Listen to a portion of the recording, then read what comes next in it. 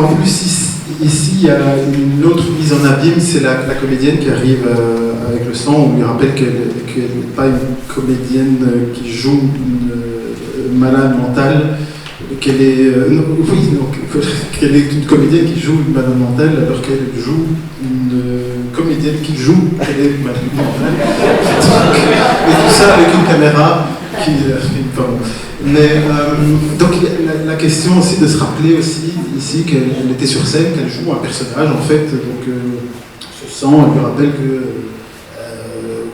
tu n'es même pas malade mentale, tu es en fait une comédienne qui n'est pas arrivée au bon moment et qu'elle doit passer après. Donc ça c'était une autre mise en abîme par rapport à ce que à la question que j'avais par rapport à est-ce qu'on a le droit de jouer un personnage, peu importe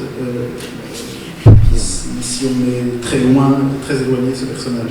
Est-ce qu'on a le droit de s'autoriser de jouer une personne handicapée, alors une personne autiste, alors qu'on n'est pas autiste, ou voilà, donc c'est peut-être là on peut laisser un petit peu l'assemblée, on peut peut-être s'il y a des questions, peut-être passer sur directement, peut-être alors donner un exemple de ce que tu disais avec Alma l'Indien. Alma l'Indien, c'est un exemple pareil, dans le sens où on voit, c'est une pièce que j'ai fait avec Aracir il y a très longtemps, et ça parle de il y a deux maisons sur scène dans lesquelles il y a plein de choses qui se passent au niveau familial, et donc comme spectateur on regarde à l'intérieur, on doit essayer de suivre ce qui se passe dans toutes les maisons.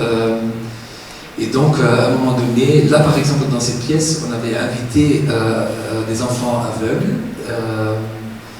et il y a un garçon, un acteur très jeune qui joue un personnage avec un handicap mental. Et ce qui m'a frappé très fort, c'est que très souvent le public croyait que le garçon ou la fille qui était aveugle le jouait, et que le garçon qui jouait l'handicapé, la personne avec un handicap mental était vraiment une personne avec un handicap mental.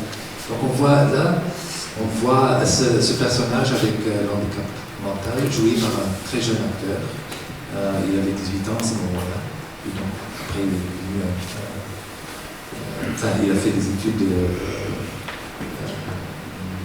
d'acteur et maintenant c'est un acteur. Ce qu'on voit, c'est une situation assez tendue entre une femme d'une maison qui séduit des garçons de l'autre maison.